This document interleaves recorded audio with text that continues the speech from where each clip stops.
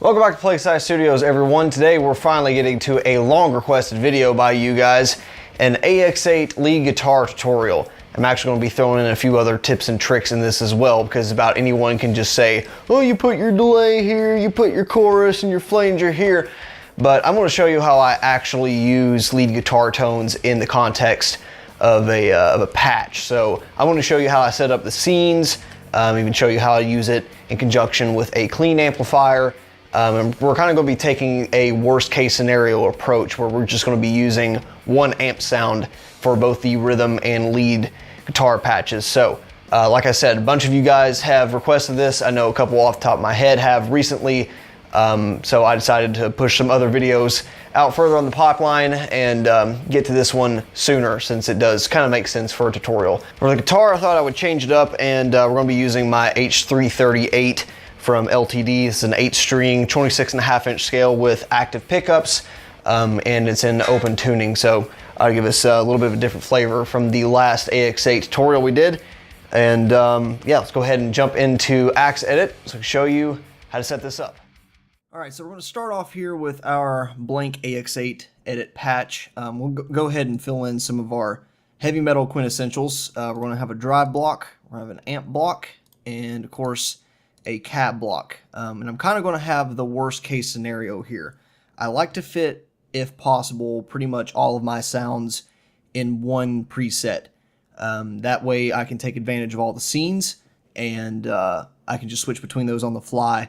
That way when you do switch out amps, the only thing that's happening is you're going to drop out between a clean and dirty channel, and I'll show you what I mean by that in a moment. So for this lead tutorial, what we're going to do is use the dirty channel of whatever amp we choose as both our lead and rhythm sound. So that's what we're going to go with. So let's go ahead and set up a decent rhythm sound, and then we'll build off of that. So right now, yeah, not sounding wonderful. So I think we're going to do something a little bit different. The basics I showed, let's just do like a TS-808 tube screamer, but now I'm going to show you a pretty cool trick, I think. So I'm going to use the FET boost. I'm going to crank drive and tone, and we're going to go to null type on the clip, which will basically make it not clip. So now what we have is a clean boost for the most part. There's a little bit of filtering going on, there's a little bit of clipping, but for the most part this is as close to a clean boost in the digital sense. Why I'm doing that is to replicate more of what the Fortin 33 pedal and Horizon Devices Precision Drive is doing. Of course, there's some frequency stuff that does as well, like the Fortin pedal. You actually roll off on the bass frequencies, but I'm going to do that in a separate place. So for our amp, I'm going to use this Fryette D60M. This is based off of a Fryette Deliverance amp, which used to be VHT amps. I've been really digging this amp recently. I've been using it for practice, but I'm also teetering on using this for one of my personal projects. So I'm going to go ahead and dial this into what I usually use. Like I said, anything will work for this. You can use whatever amps and cabinets and whatnot, but I'm going to go ahead and dial in kind of my sound here. That way we can use it as a bit of a reference. Here's the really important part, that not the fat switch. I don't want that. We want a cut switch. Now that's going to do what I want the pedal to do, basically, is roll off her bottom frequency. So I'm going to go here to preamp and up that low cut to about 300 hertz. That'll do it. You can play with that on 6 strings. You can actually get away with a bit higher on 8 strings, 7 strings. I like it a bit lower to keep the tone of the bottom end. And then for cab block, I'm going to play around with a couple impulses that I've been really liking here recently. I've been actually playing with a couple of the Marshall impulses. Before we do that, let me go to advanced to make sure we're using the full frequency spectrum. We're going to go to 34. I like this one a lot, the basket weave. This has some, it's a Marshall cabinet with G12s. And I've also been playing around with this PVH, which is the EVH 6160 cab. They're pretty cool. So we should have a pretty decent rhythm tone already.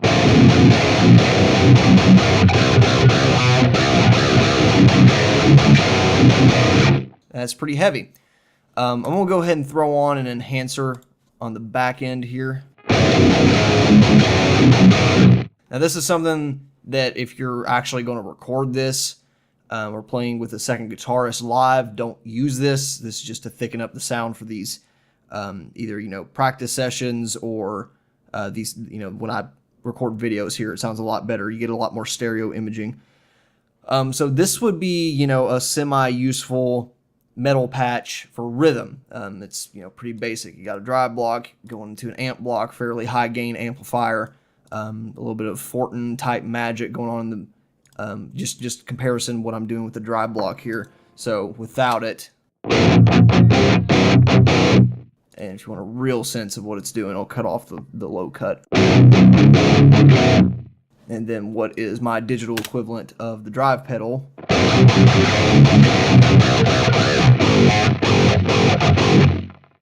So some pretty cool stuff there. So this would get you by for rhythm. And again, let's go worst case scenario. Let's just throw all of our stuff here that I would normally use. So let's do a bit of a gate back down on that. I'm going to absolutely kill the attack, hold, and release.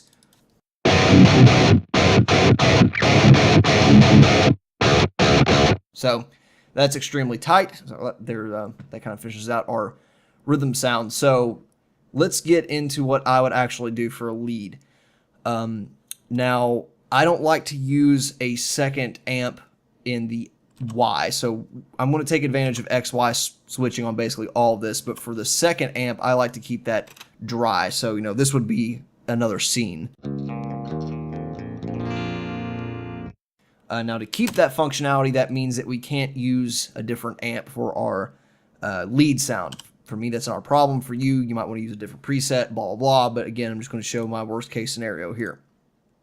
What I do like to do if I want a little bit more saturation in the gain is to use a different variation of pedal. So what I want to do is, we'll save this as scene 1. Of course, we're going to have to come back to it when we add more effects. But let's go ahead and go to a scene 2 here. And we're going to use scene switching. Already have the Y drive here. So this will be our second drive pedal. And I'm going to keep this basically the exact same, but I'm going to keep that as an FET clip. That way we have a little bit more saturation going. And you can always change, you know, whatever you want in the pedals. You can, you know, we can say, screw it, let's make this a tube screamer and have the drive up at about, you know, 9 o'clock per se. So see what that does instead.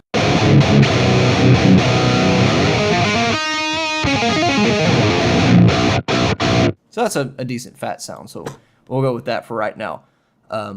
That is one of the main tricks I like to use for solos and leads, though, is to change the pedal going in. That way you get a bit of a different flavor of the drive you're already using. So let's go ahead and add some After Effects. I like to use delay and reverb immediately. You can put these in different parts of your signal chain. For me, I like to do, for this type of thing, if I'm not trying to, you know, model a traditional rig, I like to do all my dry sound and then go on all to the wet stuff. So that's why I like to put delays, reverbs, all that good stuff behind it. So let's dial that in one at a time here. If you want, you could put the delays and reverbs after your amp block and before the cabinets. Just always have them after the amp block if you want to simulate it being in the effects loop of a real amp, which is, you know, probably what you want to do for these type of time, you know, time effects. So let's see what the delay sounds like. And we can play around with that. Let's do analog stereo. Back down the mix a little bit.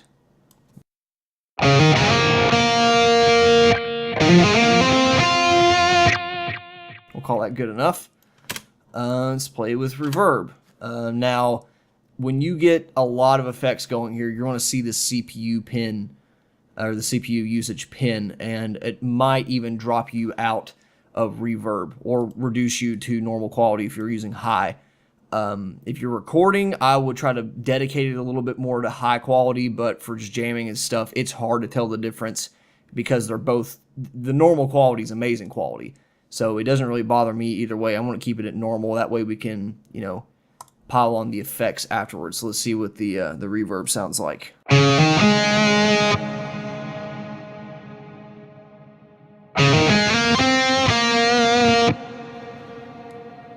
Not bad.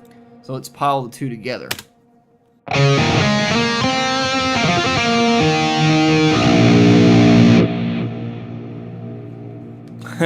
That's a little much for me, so let's back down the mix on both of those.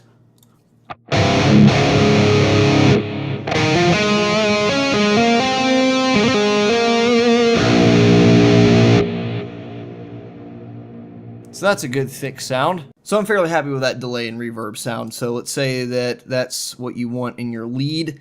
I also generally like choruses. Gives, again, a little bit more stereo imaging. So let's use either. A lot of the times I like the analog stuff better. Let's do the Japan CE2. I like that one quite a bit. Mix generally doesn't need to be too high. Again, I'll dial this in by itself.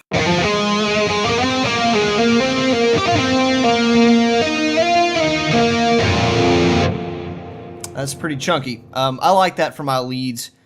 I feel like with the type of rhythm sounds I like for extended range stuff, that chunky kind of fat, spacey sound fits a bit more than, you know, modern shred type sounds do. So I generally keep it like that, and then let's move our cab block back, and not for recording, but just for playing, I do usually like to put some type of EQ. So let's use a graphic EQ for this one. Again, I recommend putting this in front of your wet sounds, just so that you get all the time stuff isn't being EQ'd. It's the dry signal going into the time effect. So for this would be for, you know, if you're playing live, you're playing through an amp. I use this in two ways. So I would use this as a volume boost for when I'm going into the lead, as well as to sculpt out the EQ of the lead. So this you'll have to play with yourself to see what you like. Generally, I go ahead and tank these bottom and top frequencies. If you're using a 10 band, generally I do.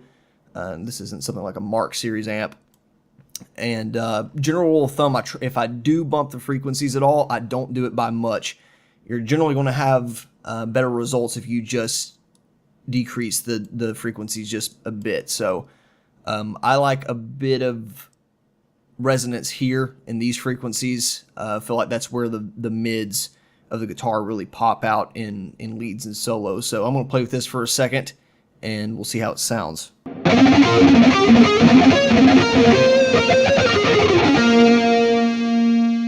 So that'll have some pretty decent results. So, you know, this would be different from your rhythm channel, where, you know, on rhythm it would be something like, and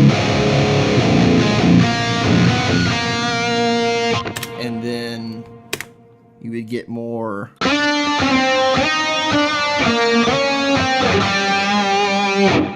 little bit of a volume boost, so you come out of the mix, as well as a bit more focus on the mids. And of course you can play with these frequencies. If you like it, bump it up a little higher.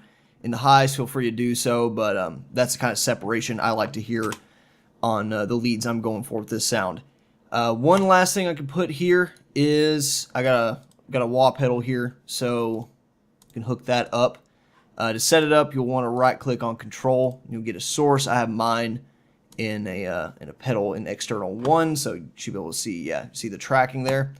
And you can play with the different sounds. I like my frequency min pretty low to get good throaty sound, and then the highs not too high as well. So let's do 1600. You can play with all of these, but let's see what that gets us.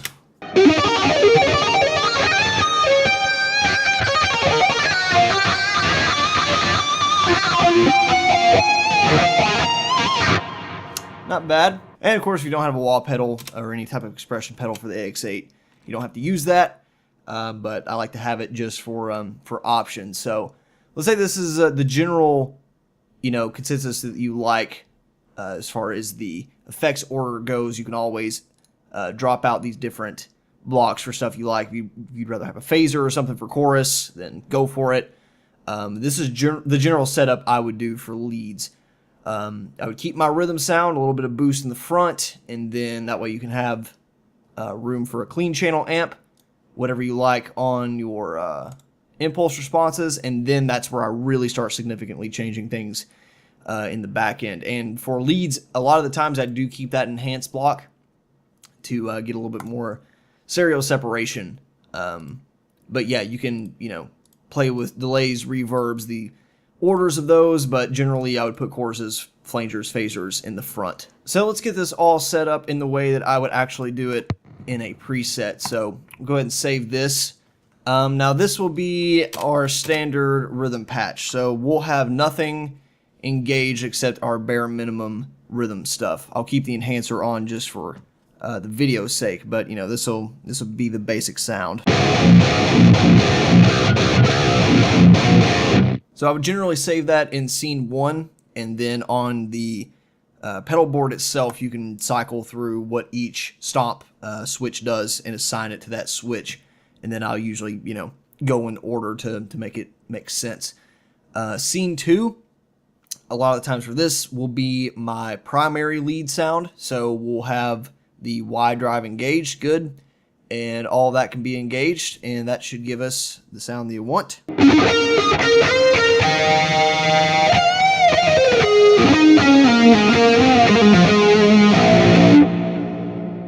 So I'll keep that as scene 2. Scene 3 and 4 are generally more lead type stuff. So let's say scene 3, I want the wah pedal on, and we'll switch that to TS-808 as well. But let's say I don't want delay, I just want reverb. And since we're already doing kind of a rotary filter there, we'll keep the GEQ off.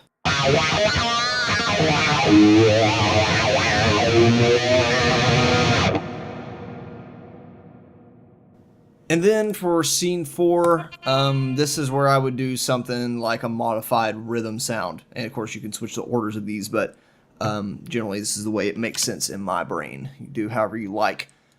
So this one I'll just do delay and rhythm and delay and reverb, keep everything else the same. This would be for a big chunky rhythm sound, more of a Devin Townsend type sound.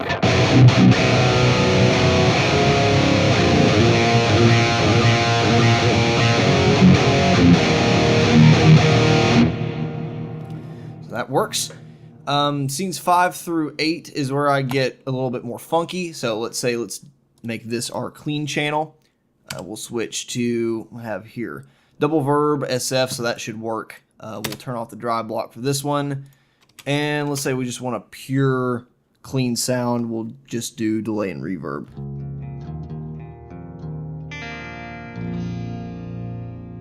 Cool.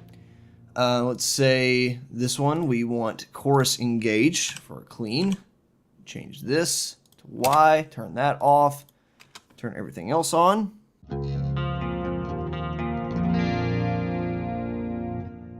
There we go.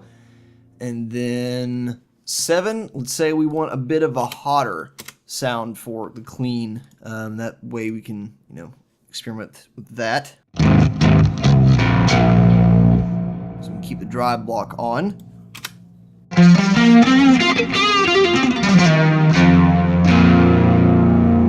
And for me, that's not clipping. For you, it may be.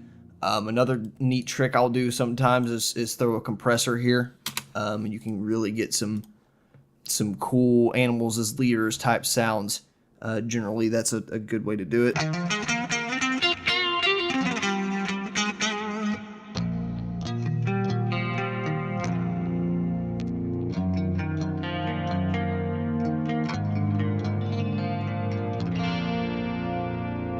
Any compressor after a clipping sound like a drive pedal generally gets those results. It sounds pretty cool. For this one, I'm not going to use it, but that is something you can do if you so desire. And then, say for this one, I also want a bit of a hotter sound, so we'll do that wah pedal and, mix it up that way.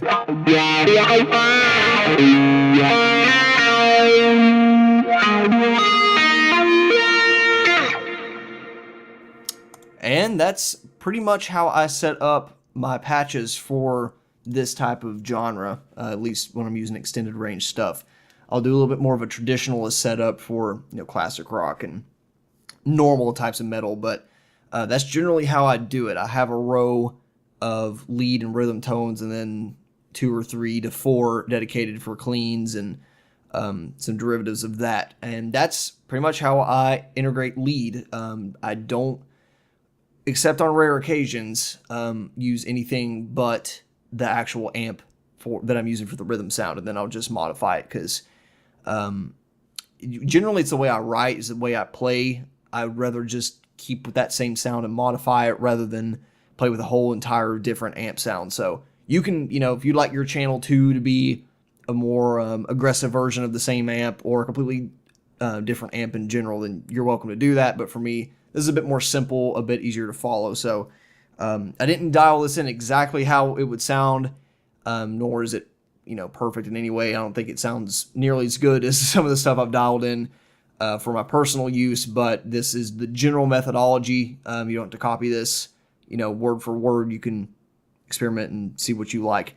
But that's how I do it. So for those of you that were requesting this type of video, here you go. Hopefully it was a bit helpful, and be sure to, leave more comments and suggestions below. Hopefully we'll get to them a bit sooner, but you know how it goes around here. So thanks for watching. We'll see you next time. Bye.